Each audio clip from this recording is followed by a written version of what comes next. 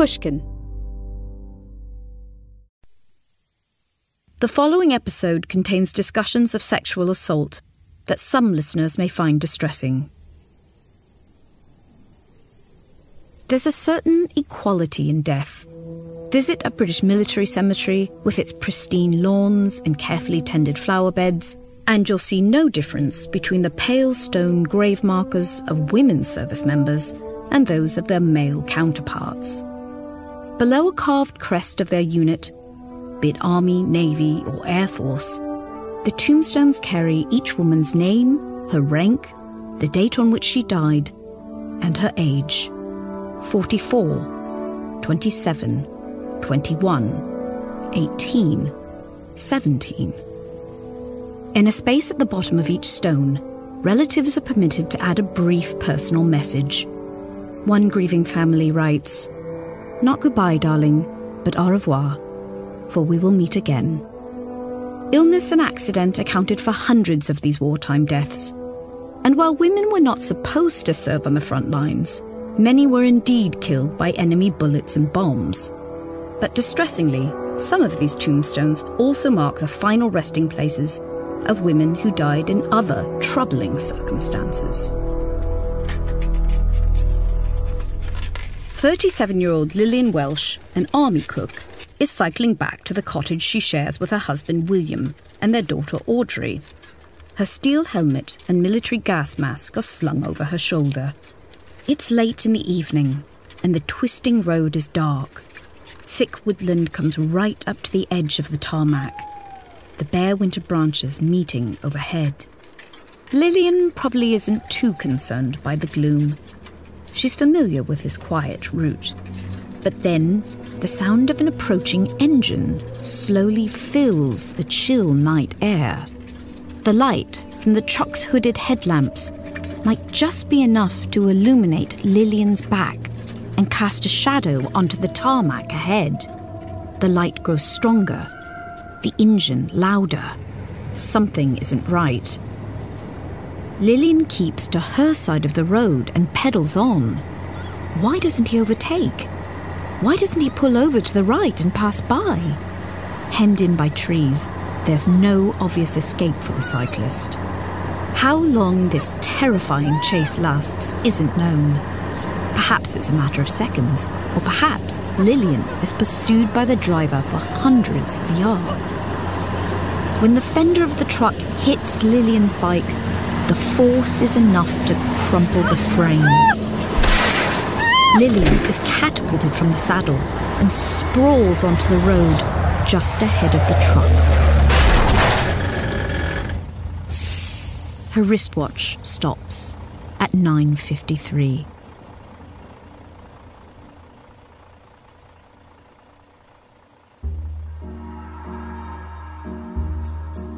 This is the seldom told story of women in World War II who were killed not by the enemy, but by husbands, lovers, and strangers wearing the uniform of their own side. It's also the tale of a particular string of murder victims that history has swept from view. I'm Hallie Rubenhold. And I'm Alice Fiennes. And you're listening to Bad Women, the Blackout Ripper.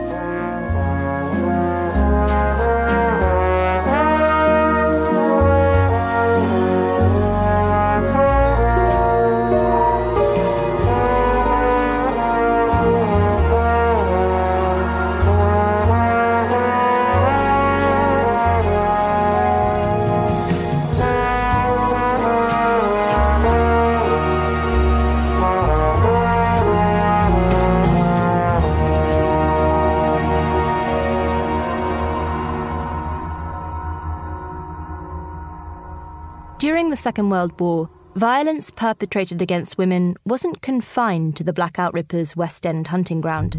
It happened in other parts of London too, in other big cities and their suburbs, in bustling port towns, at remote air bases and army barracks, and even on the quiet lanes and rural back roads so familiar to Lillian Welsh.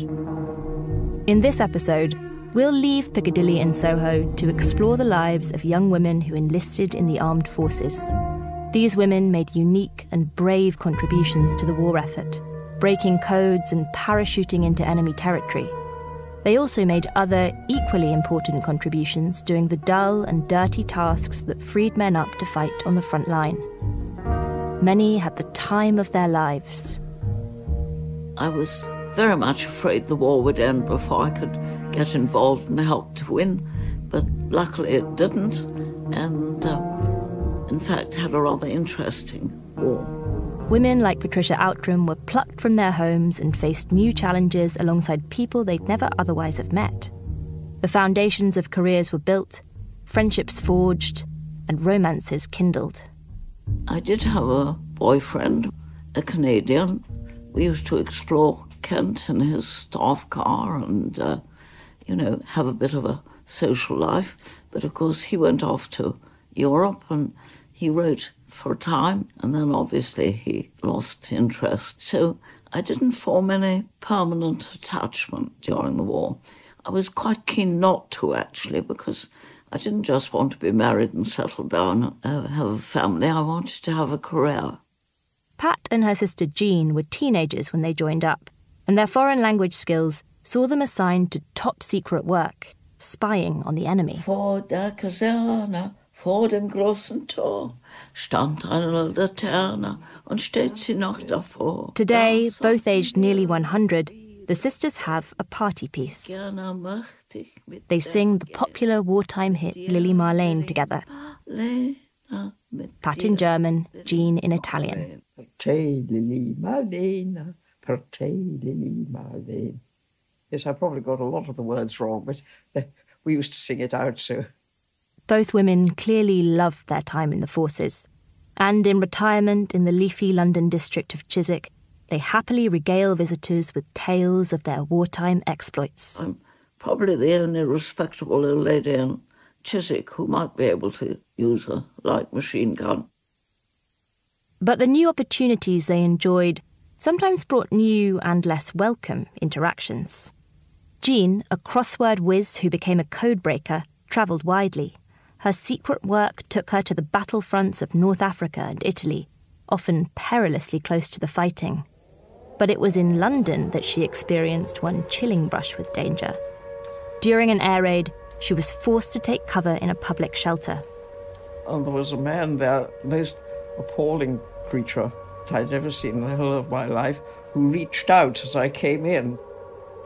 Jean was a teenager and alone.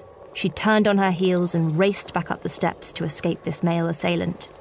In the end, she decided that it was better to face the Blitz than to risk falling into his clutches. So I did stay up on the top, but luckily it was not bombed and nobody killed me. But I might have done if I'd gone down those steps.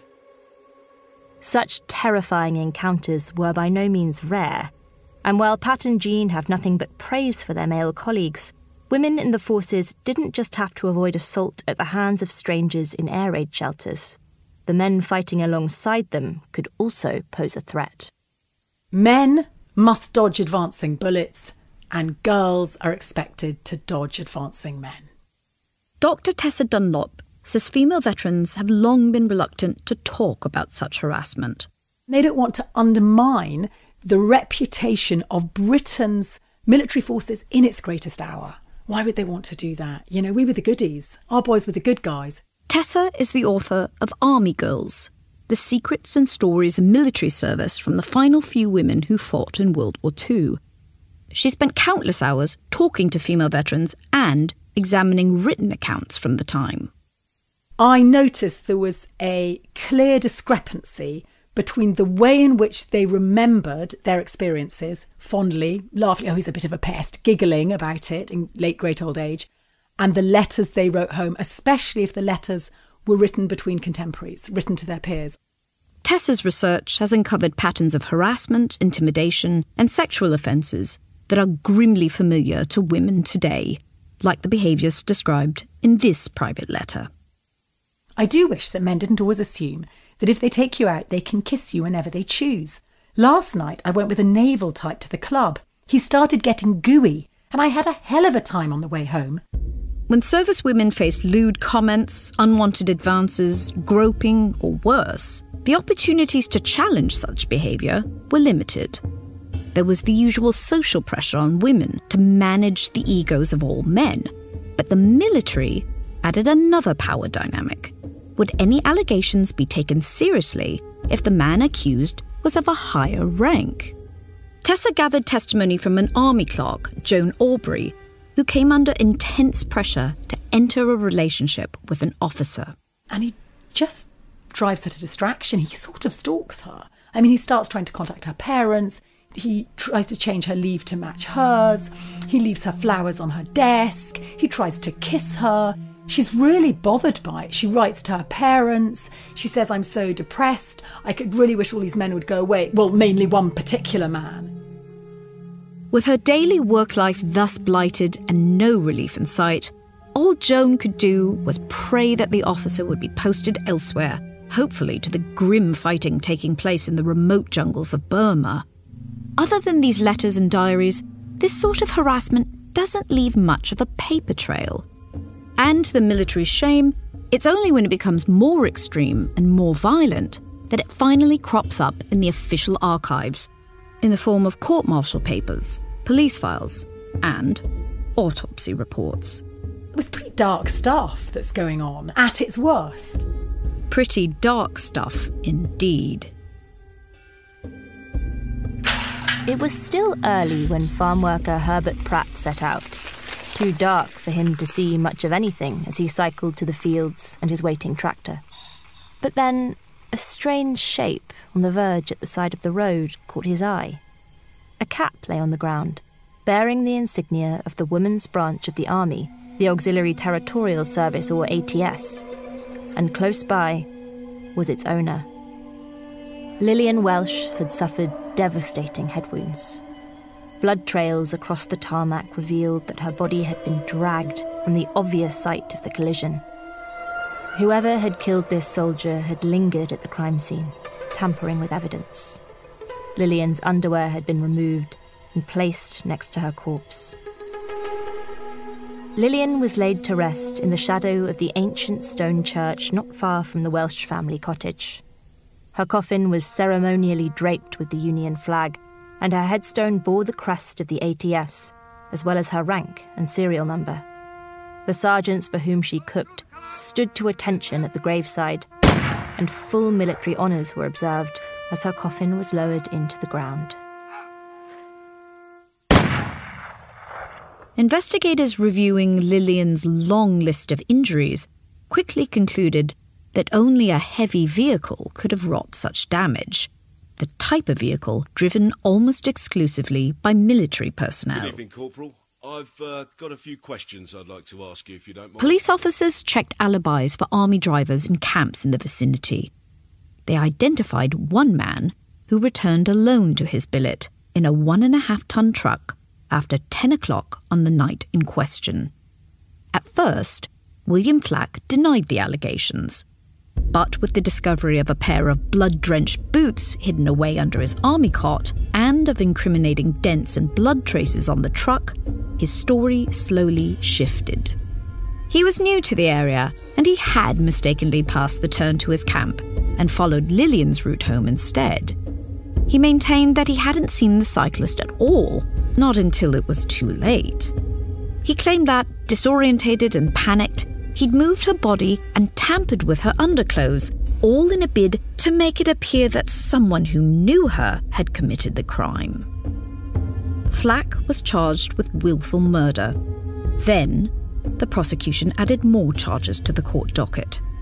A pair of young women from Wales, where Flack had previously been stationed, accused the army driver of sexual assault.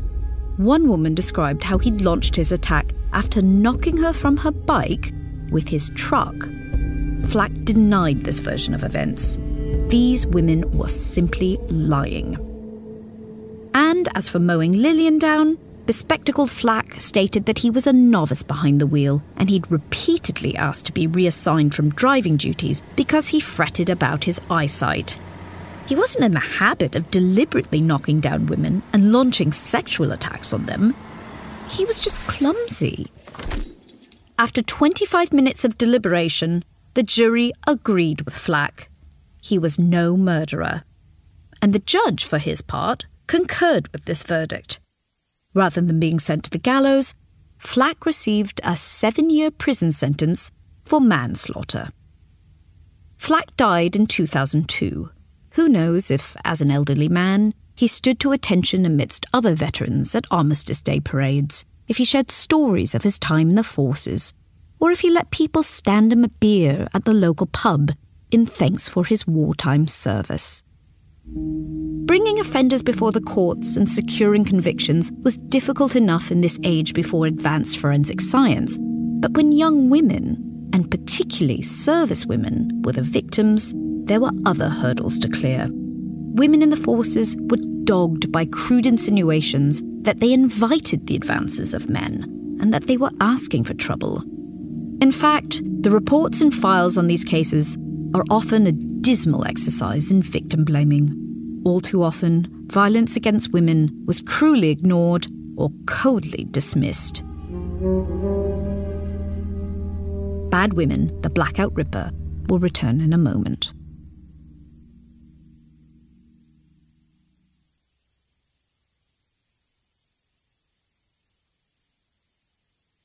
Have you seen this band before? Aren't they good? Witnesses said the band was playing the tango sensation Jealousy as 18-year-old Private Louisa Price left the dance at the Forest Glen Pavilion, a raucous affair hosted by a detachment of American soldiers. Oh, jeez, do you see her dance, man? She didn't go far. When her body was found in the nearby undergrowth, her uniform and underwear had been torn away and she'd been beaten to death with a rock. Months later, prosecutors thought they had their man, a 22-year-old military policeman called Sergeant Michael Pioche, who had sustained several injuries on the night of the dance, and whose uniform bore bloodstains matching not only his own blood type, but also Louisa's. British police had carried out the investigation, but because Pioche was American, it was the US Army who charged and tried him. At the trial, the officer defending Pioche deployed a cynical strategy, probing and picking apart Louisa Price's conduct. Private Price was a pretty good jitterbug dancer? He asked Louisa's ATS comrade Lily Bentley. Yes. The jitterbug was one of the most fashionable dances of the day, but also the most notorious. Energetic and lively, jitterbugging was seen by many as a deeply inappropriate and morally suspect import from the USA. Many venues in America and the UK had already banned the dance, and the moral panic about jitterbuggers like Louisa Price carried both misogynistic and racist overtones. One disgusted dancehall observer described, Maidens gasping with their eyes staring, almost fainting as they hurled themselves about like savages. Was the defence counsel trying to paint a less than flattering picture of Private Price? Had she surrendered to this heathen music, been passed from partner to partner and flung into the air like a savage, with her army skirt billowing wildly? Lily Bentley defended her friend. Private Price, she told the court, had only jitterbugged with other women. The defence tried another tack. Had the ATS girls also requested that a sexually charged tango be played? And had they further teased the servicemen at the dance by asking the band to play the aptly titled hit, Jealousy? Were you one of those who asked the orchestra to play Jealousy? No, sir. Had you asked for a tango at all? No, sir. The defence suggested that Louisa had been killed by one of the men on the dance floor that night. A man she'd led on, they insinuated, but whose advances she'd then refused. Pioche, who was heavily inebriated, had been in no fit state that night to tango or dance the jitterbug. His own counsel described him as a drunken, drooling idiot. Sergeant Pioche was acquitted, and he vowed to stop drinking for good. Louisa Price's killer was never found. The drunken jitterbugging and tangoing of that party would only have reinforced a popular opinion about ATS girls. The women of the Auxiliary Territorial Service were mockingly called ground sheets for the officers or the Auxiliary Tart Service. Tessa Dunlop says the move to conscript women into the armed forces in 1941, when the demands of the war were quite literally outstripping the supply of manpower, was deeply unsettling for many people. You know, this is a real sign that Britain is waist deep in a war it's not winning if it's having to actually draft into military service, into uniform, females. The Nazi threat was an existential one, critics admitted. But surely women serving in the armed forces risked destroying the patriarchal underpinnings, the very fabric of British society. So an idea that a man was going to go away and fight, he was going to be the brave hero. He was fighting for this idyll, this domestic idyll, the idea of the sort of wife at home with the comely bosom and the fecund overflowing table. And there was a deep fear, and it persisted throughout the war, that if you in some way unpick those very clearly defined gender roles, where the woman is a feminine icon to be protected and looked after, and a man is masculine and brave and wears a uniform and kills sometimes, it will somehow undermine the basis on which a war is fought. And the War Office sort of had total conniptions over the demoralising of troops if women further encroached on this very male domain that was the military. Many poorer women were already doing tough, physically demanding jobs to feed their families and themselves. But for veterans like Pat and Jean Outram, who were entrusted with complex and top-secret tasks, there was a real sense that they were breaking down barriers. I think I was lucky because, of course, no woman in the family had had anything like the sort of jobs that Jean and I did in the war. And you were rather aware that you were covering new ground. Pat can't recall facing discrimination in the course of her duties, though her experience within the world of spying and intelligence was far from the norm. She was, however, adamant that society's prevailing prejudices about women's limited capabilities were quite wrong.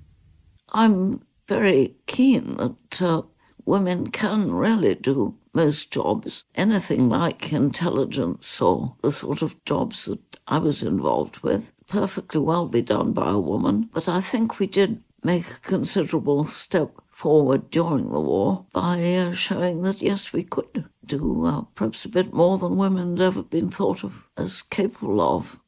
There was a further concern about allowing nice young women like Pat and Jean to undertake military service. According to Tessa Dunlop, it was feared that once they had been unleashed from the confines of domesticity, women would grow unfeminine, coarse, and sexually promiscuous, hurting the morale of their menfolk. And the idea being, of course, if you're a boy fighting out on the front line, you're worried your fiancée, your sweetheart at home is suddenly in uniform and actually not at home anymore. You know, might she be being deflowered? So this was a really genuine concern. Rumours of sexual promiscuity among female recruits spread far and wide. It was the stuff of pub chatter, but it was also debated in the corridors of power. Questions were asked about it in Parliament. There is absolutely no foundation whatsoever for this whispering campaign, which I regret very much indeed, as there are a fine body of women who are doing a fine job of work. Although the Secretary of State for War defended the honour of female recruits, a fellow politician told the government he was pretty sure the whole country had the very definite impression that the ATS is not the sort of service to which a nice girl goes. Please, ladies and gentlemen. The ATS had been organising recruitment rallies. How do we know our girls are going to be safe? Yeah! Now it had to change tack, staging public meetings to pacify parents and husbands and convince them that their daughters and wives weren't headed for a life of barrack-room debauchery. The authorities tried to demonstrate that these allegations of sexual immorality weren't supported by the facts. They tallied the number of babies born out of wedlock in the general population and found it was higher than the number born to servicewomen. But, of course, mud sticks. Some parents reacted with cold fury at the lewd innuendos and idle chatter directed at their girls in the ATS. The famously proud coal miners of Durham in northern England suspected that class snobbery played a significant role in the denigration of their daughters serving in the military. Looks like she's wearing her mum's old curtains, if you ask me. They declared blisteringly that these rumours of immorality were intended to besmirch girls whose reputations are unassailable in their hometowns and villages. Tessa says that class was a defining issue for the women's services, especially the ATS. The rapidly expanding wartime military had little choice but to take recruits from all walks of life, sparking fears that so-called decent girls would fall in with and be contaminated by roughs from the slums. Anne, another veteran interviewed by Tessa, recalled the gaping class divide in her unit, which was largely made up of girls from London's impoverished East End. Anne, who was a vicar's daughter and was immediately promoted above them aged 18, remembers spending hours combing the knits out of their hair and just being spellbound by their conversations about sex and boys, stuff she'd never heard before. Because Anne says what endured was our friendship, and we would have never met had it not been the war. This idea that there was this naive vicar's girl having her eyes opened, and likewise the East End of London equivalents, being struck by this decorous, very sweet, polite girl who was helping them. So there was an aspect of melting pot there. The ATS vigorously argued that, far from corrupting the nation's good girls, this social mixing elevated all recruits. After all, Winston Churchill's daughter Mary joined up, as did heir to the British throne Princess Elizabeth. The daughters of the rich, so went the theory, had the breeding, confidence and wherewithal to say no to men. It was hoped, therefore, that the right sort of girl would teach the wrong sort how to ward off male advances and the deep shame of premarital pregnancy. But, as we'll hear after the break, some men wouldn't take no for an answer.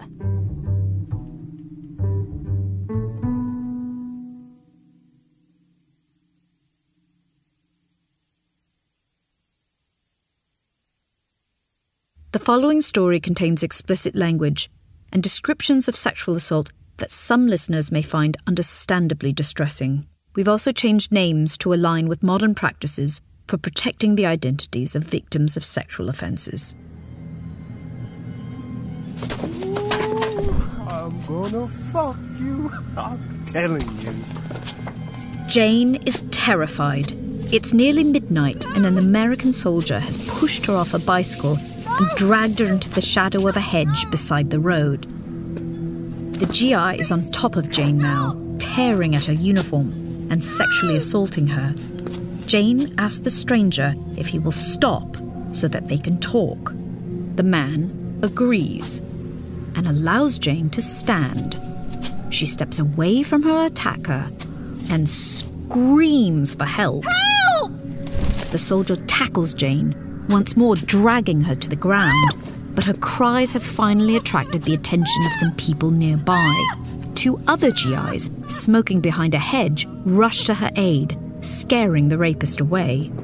He runs across a field in the direction of his barracks. Officers from the camp soon arrive, along with a local woman who tries to comfort Jane. What's happened, dear? Jane's hair is twisted and turned.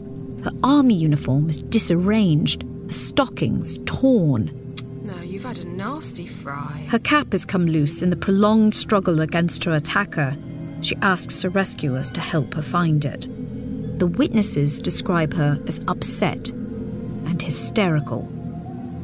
Jane, a senior sergeant, will see her attacker again. She confidently picks him out of a lineup of 15 other men from his unit. While many of those other men would later take part in the D-Day invasion, celebrated forevermore as patriots and heroes, John Sipes was tried, dishonourably discharged, and sent to prison to serve 10 years hard labour. Tessa says that had Sipes ultimately succeeded in raping Jane, the abortion laws of the day would have forced her to carry any baby to full term. Can you imagine if she was then burdened with an illegitimate pregnancy, how even more torturous that process would have been? She'd have had to have given up some baby in some awful mother and children's home, which is where a lot of these girls gave birth. But what really strikes Tessa about Jane's case is neither these cruel abortion laws nor the appalling brazenness of the attack itself. Instead, She's surprised that Jane's attacker was actually convicted. If you drill into the case, look what's required to achieve that conviction. There are two uniformed male witnesses, almost at the scene of the crime when it's happening, who hear her plaintive cries and find her damaged bicycle. And, crucially, she's a sergeant major. So she's a woman of rank and status within the ATS, so she's believed. Not only is she believed, but she's found, sort of ripped tights and derobed and scared. Just how unlikely is it that you're going to be attacked in earshot of two men serving in uniform? By the way, men, of course, are more likely to be believed, because men don't gossip, girls do. Tessa says that many servicewomen didn't even report rape and sexual assault, either through shame, fear, or just through the sense that their word wouldn't be believed. Such crimes were prosecuted internally in the military, so-called khaki justice, rather than in civilian courts. This could place criminal cases in the hands of serving officers with little experience of the law. Indeed, Tessa recounts the disturbing case of another young woman who reported a rape to her somewhat clueless female commander. And the case falls apart because she didn't really understand what the girl was talking about. She couldn't make a proper description of how the girl seemed or what she'd experienced, but she clearly doesn't know what intercourse is, and therefore indeed rape. You've got no idea how ignorant some people were. I always remember my own grandmother saying she thought that some couples who never had children simply didn't know what to do. So, simple ignorance could upend a woman's chances of seeing justice. If you would have told me when I was like 20 that I would be interested in this topic, I would say no, not at all. US Army veteran Kim DeFiore knows only too well the pressure women in the military continue to face to stay silent and conceal assaults from their commanders. Generally speaking, they don't believe the victim any more than the assailant, especially if the assailant's a higher rank. And so you have that hurdle to go through. And then say we did make it to a court-martial. The chances of that person getting a conviction and getting a hefty sentence is like 0.0001%. The chance of them getting a light sentence is 0.8%. So the stats are against you. Kim is a West Point graduate and a career officer. After serving a brutal deployment in Afghanistan, she returned to what she thought was the safety of a base in Germany. We're just happy to be alive. It was just a very exciting time because we're like, hey, we made it, like through a combat tour. It was awesome. And so we're out, and the club was about 2 blocks from where I lived. Like, I was just walking home, and my other friends were like, you good to get home? And I was like, yeah, I have 2 blocks. I'll just walk that way.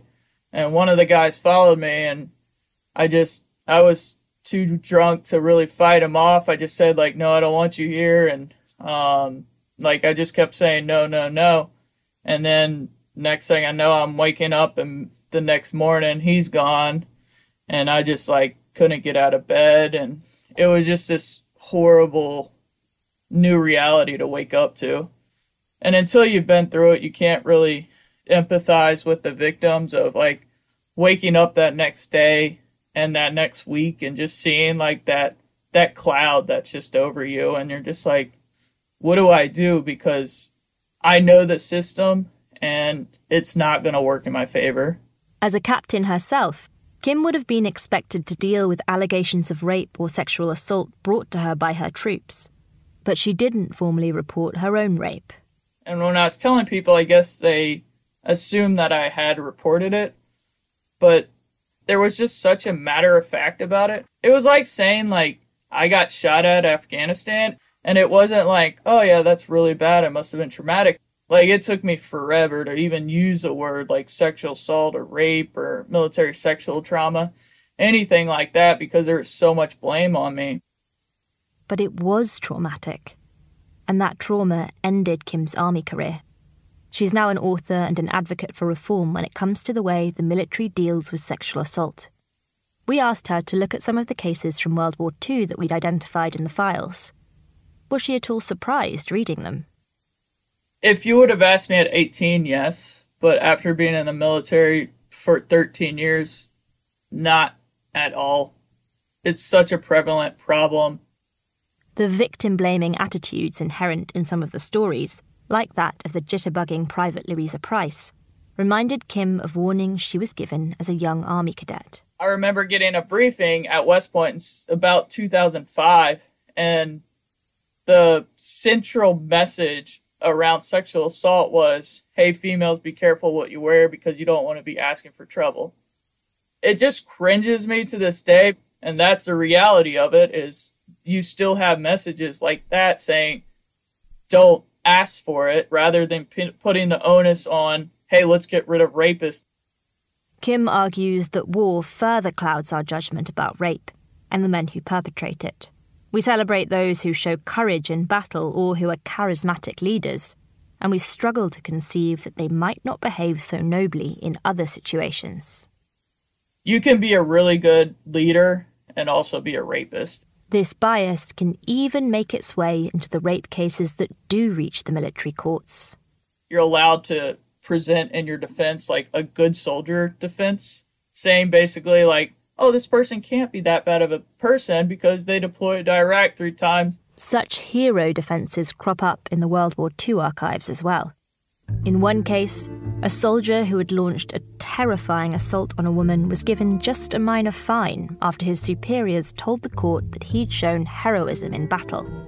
The man quickly went on to commit other sexual offences until he was finally jailed.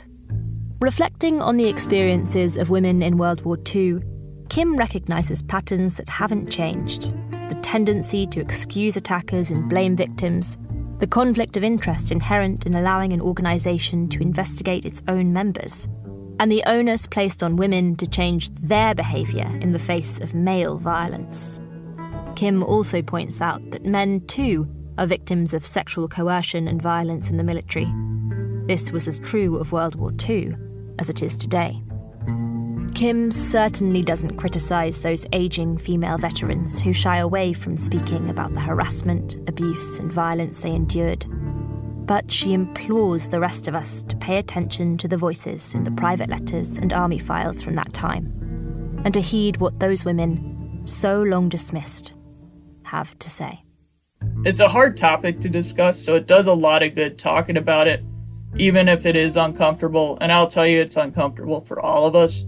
But it needs to be a very talked about discussion, just like anything else, because that's how we change cultures.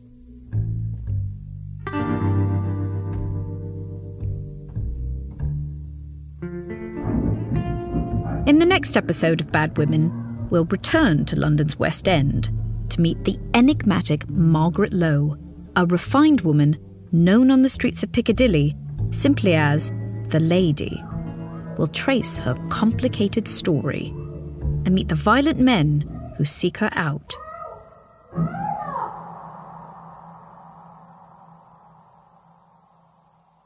If you want to learn more about Patricia and Jean Outram's wartime experiences, then we recommend you read their fascinating book, Code-Breaking Sisters, Our Secret War.